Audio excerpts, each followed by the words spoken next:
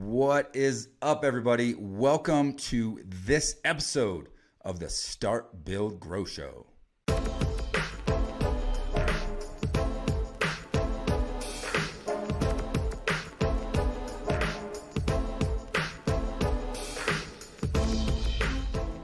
All right, guys, as usual, we always strive to bring amazing content and share valuable information with you guys. And as you know, this show, the Start, Build, Grow Show, is all about sharing the entrepreneurial journey, and part of what that means to share the entrepreneurial journey. And obviously, there's a lot of stuff in the construction and roofing trade space, but part of that journey is not just being an entrepreneur, not being a great leader, but being a great human being and a great individual and striving to be the best version of yourself. And today's guest has become a good friend of mine, become a mentor of mine.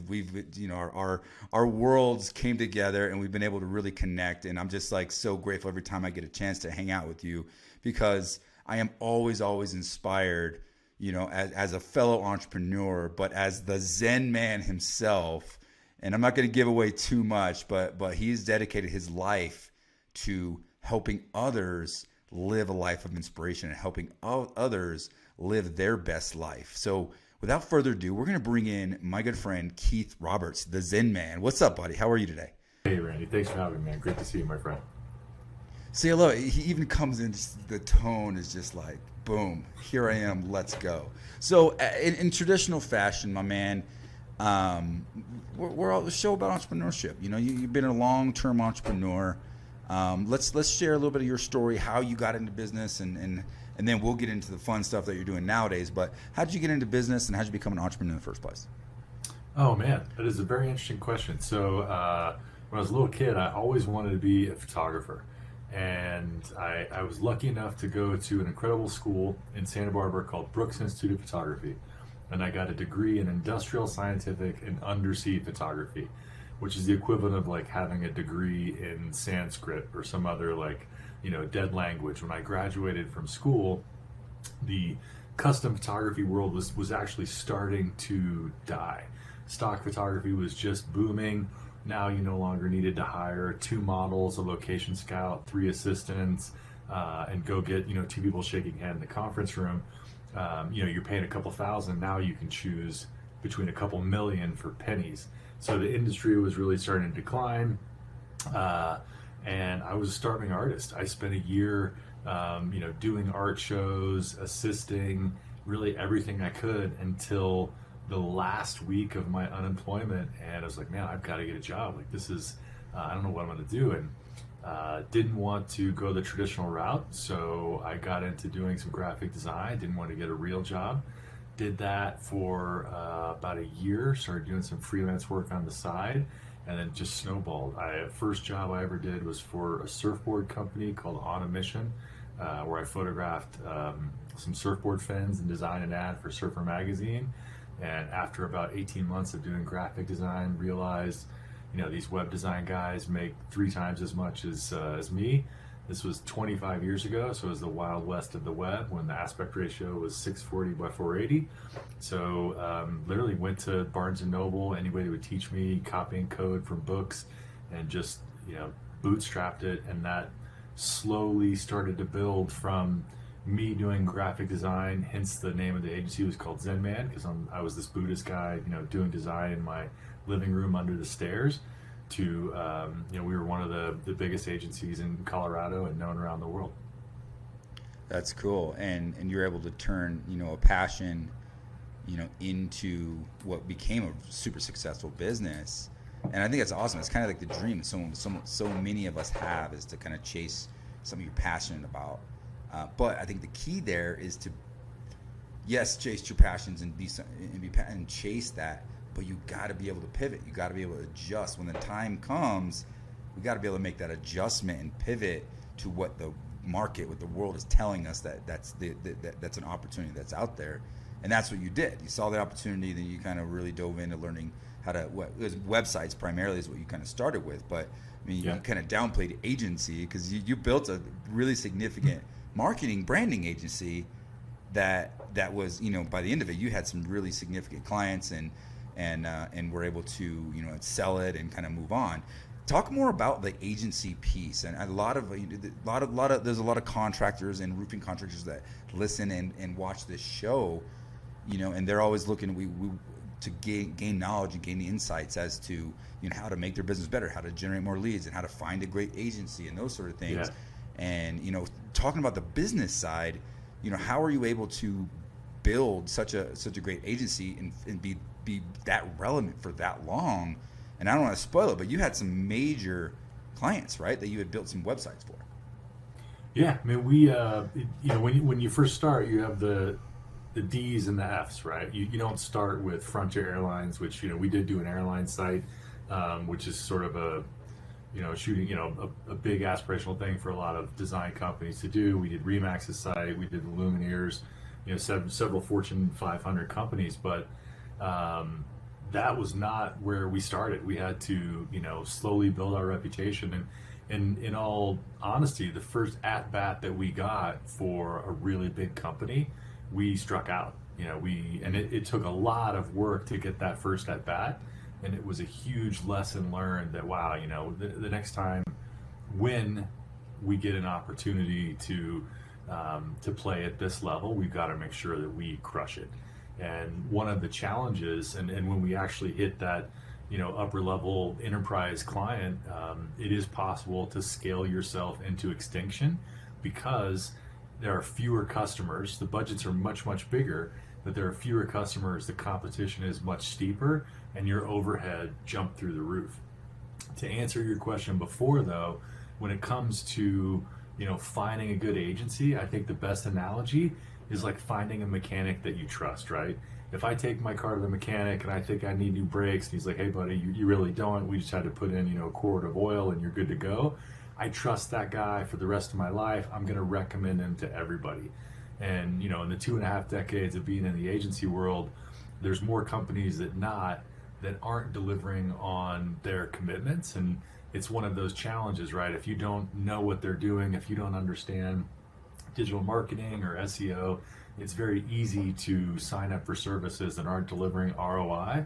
So my recommendation is, you know, you've got a monthly, if not bi-weekly or weekly meeting where you're checking in with your agency to measure KPIs, and those KPIs should have a dollar sign in front of them, right? I don't care about, it's very easy to skew the data. You can drive cheap, crappy traffic. You know, there's some companies out there that you can sign up with that, you know, we're going to send X number of traffic, everything from Google to Bing, and then they list 90 other search engines that nobody's ever going to be on. And all of your money gets spent in these places that don't matter. So you really want to be able to understand that reports that you're getting, whether it's monthly or weekly, and you should be able to jump on a call and talk to them and ask questions and feel confident about the answers that you're getting. And again, my favorite KPI has a dollar sign in front of it. What resulted in new sales? And you can get there, right? It's, you know, traffic, MQLs, SQLs, proposals, sales. It's just a numbers game. So there's no reason the agency can't tell you why there's a number in front of it. If they can't, they're probably not the right agency. Love it, man. Great piece of advice there. So circling back to the entrepreneurship piece of this, you know, what would you say is a couple of the key moments? You know, you had that agency for 25 years, is that correct? Yeah, I sold it at 24 years, yeah. 24 years. So to have a business that long, to grow, to go through all the challenges, you know, obviously we don't have time to go through all of them, but what stands out, like from an entrepreneurial perspective, as some of the biggest turning points that kind of helped you overcome a challenge and level up that business? Like, as you leveled up, what are some key takeaways from that? You know, the biggest game changer for me was the community. You know, you and I met through EO, the Entrepreneurs Organization. Yep. And I did not understand what it took to run the business until I joined EO and then came up with, you know, a system that we use. We use Traction, we use EOS, we use a modified version of it. It's not pure, but I use that to run all my businesses and have ever since. And that community, the fact that I no longer had to learn everything through experience and I could share in other people's knowledges and, you know, what to avoid, what opportunities were there. Yeah, that for me was the biggest game changer.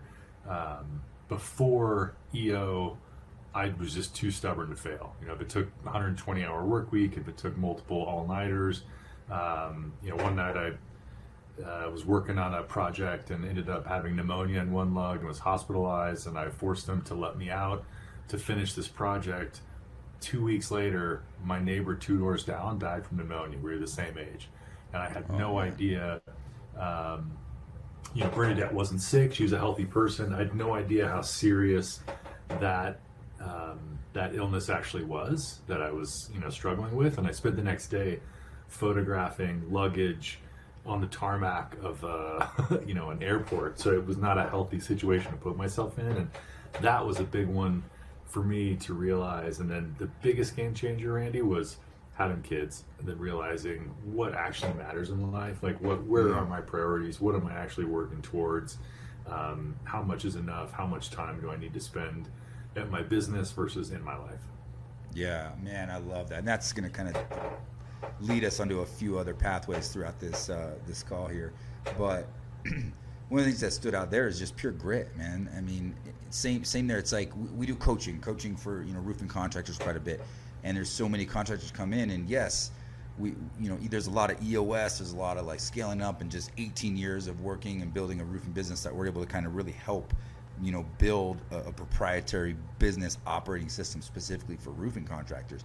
But there's like a rite of passage you kind of got to go through before you're even ready for that, you know, and that's where that grit is. I mean, so many people start businesses and that's what determines whether you make it or break it. It's not that you have a perfect system. It's not that you have this, this amazing network of people. It's just like you just literally have the will and the determination to succeed. I can't teach that. I can do whatever I can to be a cheerleader and a motivator, and I can give you the tools, but I can't teach you, wake up every day with that intense hunger to succeed and to win in life, to grow a business. I mean, when you start a business, you're betting on yourself.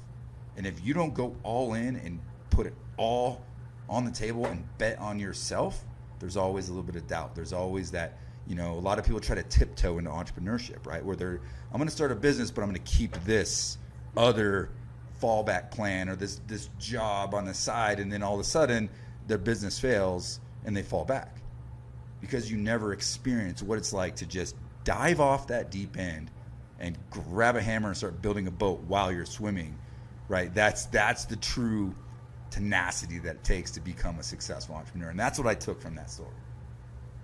Yeah, having a plan B is sort of not having confidence. And if you look at, I think the most common trait between really high performing, happy humans is a mindfulness practice, some kind of meditation. But if you look at the Steve Jobs, the Richard Bransons, even the Oprahs or the Jerry Seinfelds, the one trait that they all have is enormous self-confidence. Like, I'm not going to fail. I'm going to. I might fall many times along the way, but I'm not going to fail long term. Yeah, failure is just data. Yeah, exactly. I was just going to say that. I mean, if you believe that failure exists, I can argue that you've already lost. Because in my mind, it's like there's no such thing. It's just an education. You're just learning. And the faster you fail or the faster you make mistakes, the faster you learn, the better you get. But it all circles back to that unrelenting grit and confidence that I am going to win. I am going to be successful. I don't know the path. I don't know the end result. I'm just going to work hard, and I'm going to learn, I'm going to grow, and I'm going to get better each and every day. And that's what's going to lead to success. And I would, to add on to that, Randy, I would say in addition to the grit, and it's probably a component of grit, is work ethic, right? Like, I'm a big believer in visualization, manifestation, abundance versus scarcity mindset. But Jim Carrey once said, you can't just visualize and then go eat a sandwich. You've got to do the work. And that was a bad paraphrase of his, but I think he's the perfect example of putting in the work and believing in the power of manifestation. I don't know if you're hip to the story of his writing himself a check, but 10 years before he did Dumb and Dumber, he wrote himself a check to Jim Carrey for acting services rendered for the sum of $10 million in the month, 10 years later, he got paid $10 million for his part in Dumb and Dumber. So manifestation works, but he did a hell of a lot of work along the way. So yeah, grit and determination. Absolutely. And there's been just certain, and I've inadvertently, like I've just been that way. Thank God I was kind of born that way, if you will. Like I've always just had this vision mindset of, I just have always been like 3, 4, 5, 10 years. Like this is what my life is going to look like. This is what I want in my garage. This is what my family, this is what my bank account's going to look like. And I've always set these benchmarks way ahead of time. I remember when I first started, I was a young kid and I was broke and I'd never had 10 grand in my account ever. And one of those visions was I am going to carry a $10,000 balance in my checking account. Just starting as an entrepreneur. Looking back, you're like, what's that? But like that's what we're talking about here is I envisioned having a balance, continual balance, minimum 10 grand. That was one of those manifestations, and you just had to visualize. And then you change it to 50, then you change it to 100, then you change. I'm gonna have $1 million, valuation of my company. I'm gonna, build a net worth of X, Y, and Z. I'm gonna have this size house in this specific neighborhood, and with, my kids are gonna have X, Y, and Z, and it doesn't always have to be monetary. Like something that really just came to fruition, the last 2 years for me is, growing up, one of my best memories was. When my dad and when he coached my little softball team, my little baseball team, right? I was 6, 7 years old. And as I got to be an adult, like I've always had this, like there's going to be a day that I am going to do the same thing. I'm going to coach my son. Before I ever even had a son, I had this visualization and manifestation of that's the day I'm going to do that. And 4 years in now, I coach my kids baseball, I coach his basketball, I got a basketball game on Saturday, and like, it's so cool, right? It's really cool to just be living that. And it's not just monetary, but if it wasn't me committing and building a life and working hard to do that, I wouldn't be able to just take time off to make sure that I'm never missing his games. I'm always there, not only there, but I'm coaching him. And because the reason why I went off on a tangent, because you mentioned the kid thing. It does change perspective. I mean, as you grow, there's a kind of a rite of passage. We all kind of go through it. You're not going to be able to just, maybe I'm wrong, but you start a business and just, I'm going to put a couple hours here and a couple hours there and it's going to be successful. But there's a certain point when you just go all in and you build your business to where you start backfilling with people. And you're like, okay, you start to really understand yourself, your own strengths, your own weaknesses, and you start putting the right people in the right seats to then gradually make that shift to where you are in a position that accentuates your strengths solely, and then you have a team of people, a team of leaders around you to fill all the rest of those gaps. For me, that's the ultimate goal. That's the ultimate place to be, and I'm getting closer and closer and closer to that place and connecting with you. And I'll plug it's in my room actually because I did it last night, but I'll plug the Oak Journal. Let's talk about that a little bit. But organizing your day and organizing how you approach each moment of the day helps you inch towards that better and better and better, and setting written goals and writing things down. And I don't want to steal the show because this is kind of where you shifted and you're able to get to a place where you made a conscious decision. What was that decision all about? I'm gonna let you share that story.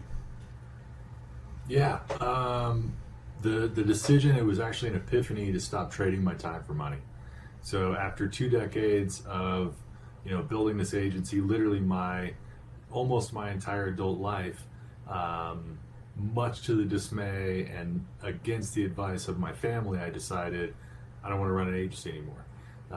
It's a stressful life, to be honest with you. There's times that there's very high highs, there's very low lows. It just was something I would not want to do for the rest of my life. It's something I would never trade because it gave me some skills that I now have to be able to, do the Oak Journal or, marketing or speaking or different things that I do. But I did this program at MIT called the Entrepreneur Masters Program. And during the first year, I had this epiphany that trading your time for money is a bad deal, that time is actually the only finite resource we have. Money you can make more of, you can make in a different way. And so I wanted to get into a product. So I started looking around. I've never built a product. Just what's something with the skill sets that I have, a couple decades running an agency.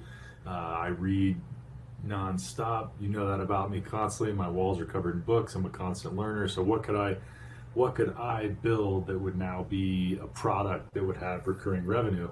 And that's where I came up with the Oak Journal. I did a ton of research and I found, it is a competitive marketplace. There's a lot of structured journals out there, but I didn't think there was anything as good as what I had in mind. One of my favorite sayings is different is better than better. So how could I make something different than the other products that existed out there? But the biggest part was taking that leap of faith and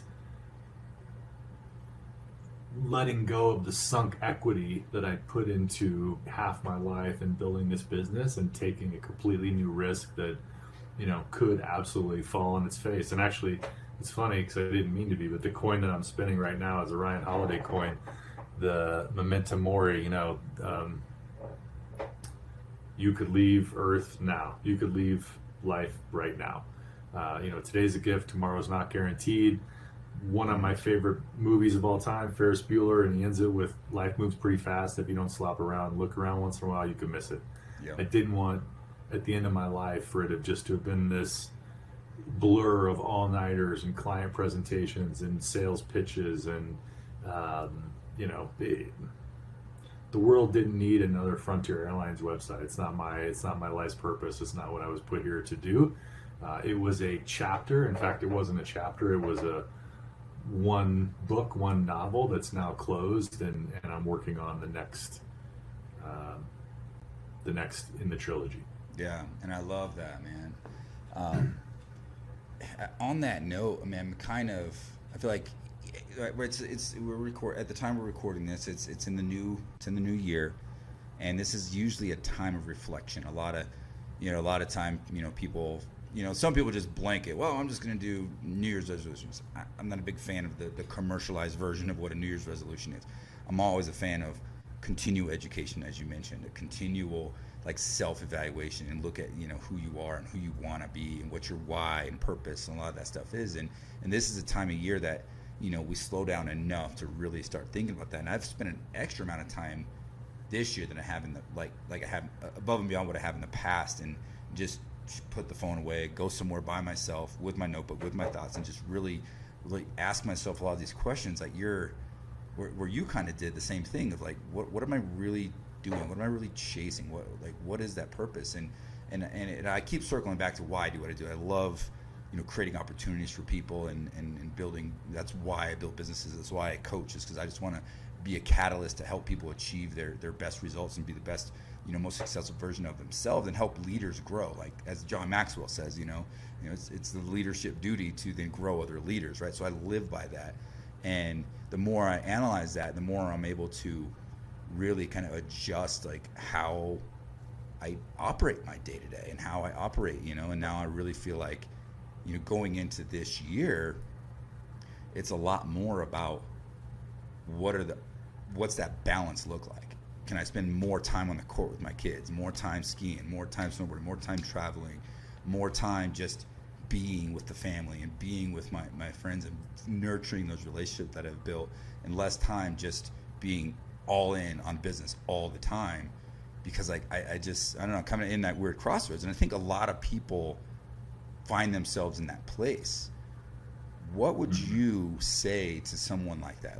I'm in that place trying to, figure all that out, and come to that epiphany, if you will. How do you, what do you say to that? I mean, you have to do the work, right, to be successful. But there's a saying that really resonates with me, and it's, how does a child spell love?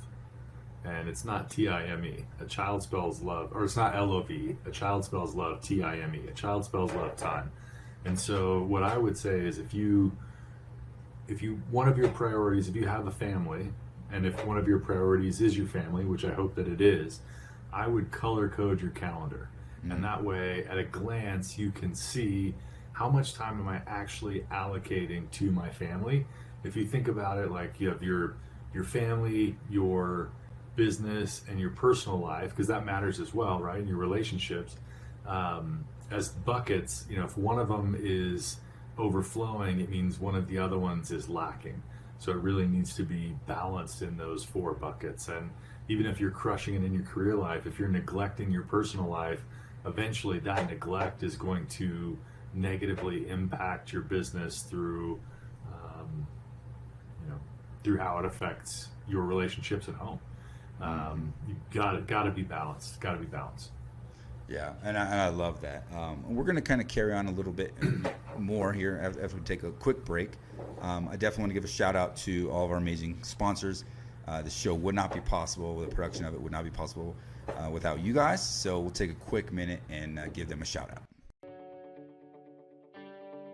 JobNimbus is a fully customizable back office solution. Track leads, jobs, tasks from one easy-to-use software. And with the largest ecosystem of integrated partners, if we don't do it, we have a friend who does. Learn how the #1 back office system in roofing can help you be efficient, be organized, be professional, and be profitable. Roofers, you want at least 5 solid lead gen tactics building chemistry. Let's say you have door knocking, referral systems, job site branding, and you add in aggressive SEO, paid ads, and boom! Smells like more leads. Hookagency.com. Are you looking to stand out with your proposal? Sumo Quote is the contractor quote that crushes the competition. It is the fastest way to build custom quotes that impresses clients and wins more work. It's one of those must-have technologies for roofing contractors, allowing them to sell faster, sell more, and sell smarter. Be sure to check them out at try.sumoquote.com/start-build-grow. All right, welcome back, guys. And if you get a moment, definitely you can go to the websites and check out Job Nimbus. And obviously, we're talking a lot about some marketing stuff. And one of my good friends, Tim Brown over at Hook Agency, they specialize in SEO and websites and marketing for roofing contractors, and they're going to be at the Roofing Success Summit. So make sure to definitely check them out. They do an incredible job with their clients there. And then, as you know, another speaker and attendee of the event is also Sumo Quote, which is the third sponsor there. And all 3 are going to be at the Roofing Success Summit. And we're going to talk a little bit about that in here just a sec. But all 3 of them are going to be there. But not only are they going to be there, but I got the owners and the CEOs of each of those companies are going to share their story, are going to come and actually speak and talk to the attendees of the Roofing Success Summit. So as you guys know, we've been promoting the Roofing Success Summit, and we are very, very close to that event. And Keith, we've been talking about kind of our journey and your journey, and we're kind of downplaying it a little bit, but you've worked yourself and you've become, world-renowned speaker, mentor coach. You go in and do workshops with customers, with big corporations, and big part of EO. We're plugging that a little bit because I'm with you. I've known about it for 5, 6, 7 years, and it's kind of how people get into EO. It's like you hear this, what is EO? What is EO? Then eventually someone says, oh, check this out, or you actually go on and search it out. But entrepreneur organization is a worldwide. I hate to even doubt. It's hard to even say network, right? Because it's like it's not just a network. It's not like a BNI, but it's like, how do you describe it differently? But you build this amazing community of like-minded entrepreneurs in similar situations all around the world, and you just come together and start to support one another, and everybody rises and everybody gets better. And that's how we got connected there.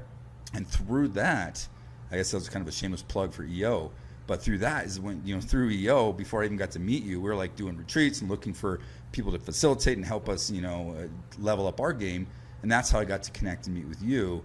And it just so turns out that, I love your story. I love what you do and what you stand for, as far as, what you stand for, but also what you talk about. And now you're, a world-renowned speaker, keynote speaker, and you will be at RSS in Breckenridge in a short few days, and going to be sharing there. Talk to us a little bit about that journey. Not necessarily, pitching RSS, but the journey to go from entrepreneur, CEO, life-changing moment, stop exchanging time for money, and then now pouring into other people, honing in your skills as a speaker, as a facilitator, and now in some major high demand all over the country. That was very kind of you to say. Yeah, thank you. It was synchronicity. So my agency was called Zen Man because I'm Buddhist.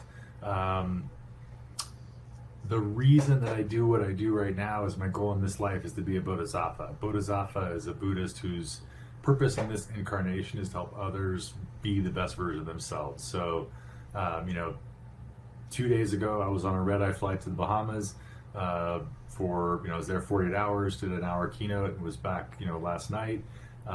Leaving tomorrow. It is a lot of travel, but travel is one of my absolute favorite things to do in the world. And I actually got a note from somebody who, you know, their son was struggling from addiction, and they thought they had some tools they were going to be able to take away that would help hopefully have a lasting impact on their son. One of my goals in every keynote, my personal vision for the day when I speak, is to deliver a presentation that's so good it changes the trajectory of one person's life, even if it's just one person, for the better. So, you know, if I can have that impact, then that makes me, fills up my cup. It makes me feel like I'm living my why. It also feels like I am setting a good example for my boys. Something that I can share with you does not work is, you know, I was told, do as I say, not as I do when I'm a kid, and that doesn't work. You have to lead by example. So, you know, this morning was a great example. Last night, I got in late. I almost didn't want to wake the boys up, or, you know, they were still awake. They got all charged up. I knew this morning was going to be brutal because the morning starts the night before. This morning was brutal.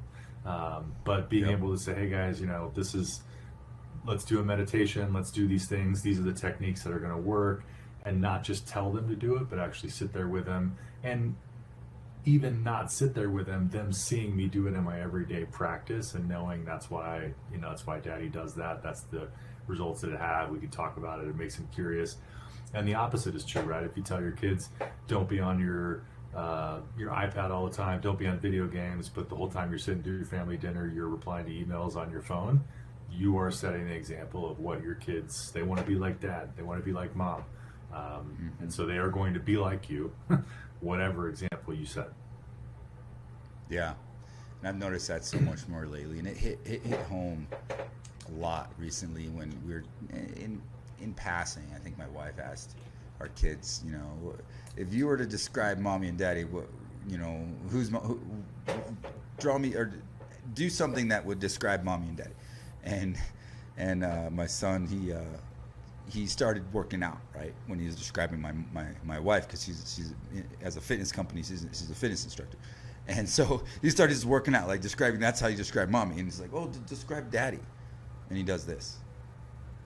And I'm like, he doesn't know. I'm not just scrolling. I'm not the guy that sits there and scrolls. Like, I'm very intentional with my time, and I'm not a scroller. I'm not big on that. But email, communication, text, like direct messages, that's all the time. So it's like, and I work from home quite a bit. So he sees that, and I'm like, okay, I got to be way more intentional about shifting that dynamic, because if that's what he sees, that's what he believes. And that, I don't believe that to be true, that I'm just always disconnected, but that's what he sees. So one of the initiatives, and this is a great takeaway for those of you who may have this same, you don't even realize it, but that's the message that you're sharing with your kids, how you interact with your phone all day, every day, watching TV on the iPad.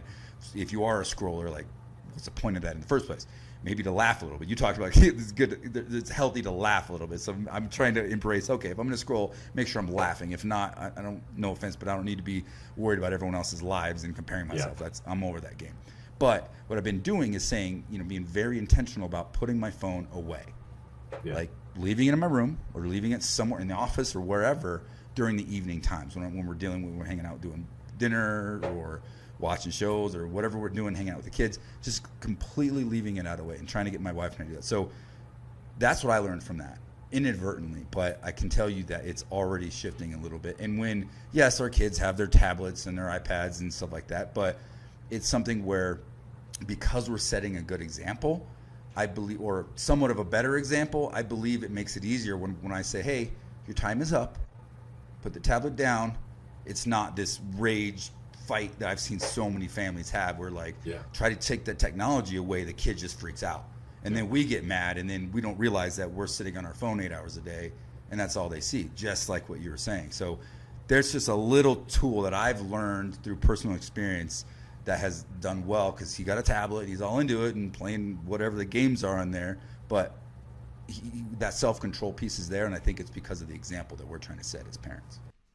Yeah, that's great. I love that you're putting it in another room, because there's been studies that show, even having a phone face down on the dining room table is an enormous distraction for everybody. So having it totally unplugged in the other room is a great way to lead by example. Yeah, that's incredible. I mean, as we start to round and wrap this up, I think that's a good topic is, who we are always is who we are anytime, right? Mm-hmm. Who we are anytime is who we are always. And I believe in that. And as we're coaching and helping people, it's like, unfortunately, so many people have this complete, like, Jekyll and Hyde. You hang out with them on the weekend, they're a completely different person than they are, during the week. But what they don't realize, we don't realize, I can't say you in this example, because this is me. This is who I was, and I've been working hard to change that part of my life, and to be what you see is what you get, right? Who you are on Friday night at midnight is the same person you are on Monday at 9 a.m. And whether you realize it or not, that's what people see. That energy you put out and like that demeanor, that's what people see. And I think if we take that to heart, that can really open our eyes to being great leaders and great examples. Yeah, well said. Yeah.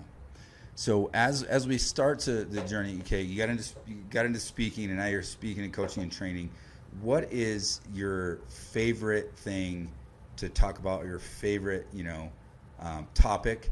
And then after we go into that, as in traditional fashion, as we close out the show, we always put our guests on the spot, and I'm going to ask you for your golden nugget. And what's that one big piece of advice that you would share to our audience? So before we go into that, give me a story of, maybe what your favorite, thing to speak on is, or maybe even like what led you to chase a career in speaking specifically. I can hit all three of those, my friend. So the first one, what led me to chase a career in speaking? I had an opportunity. I was invited to go on a speaking tour in Asia for a month, and a few weeks before I left, a friend of my wife actually had a nightmare that I drowned, and she called Mindy and said, "Hey, I want to, can I, get coffee with Keith? I want to talk to him about my vision." And she sat me down and said, "Hey, I have this fear that if you stay on this path, you're going to die.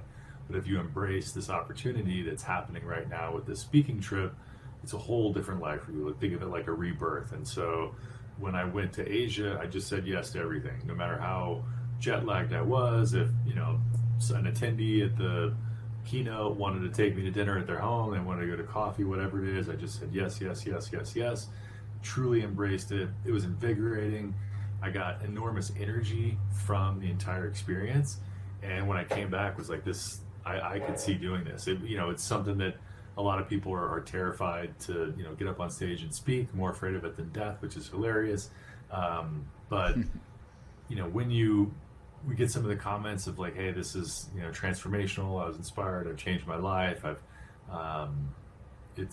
There's nothing that makes me happier than hearing from people or connecting with people." I mean, yesterday, walking through the long TSA check line, leaving Nassau, Bahamas, and different people from the keynote that I had no idea were in the audience, sharing what they took away from it.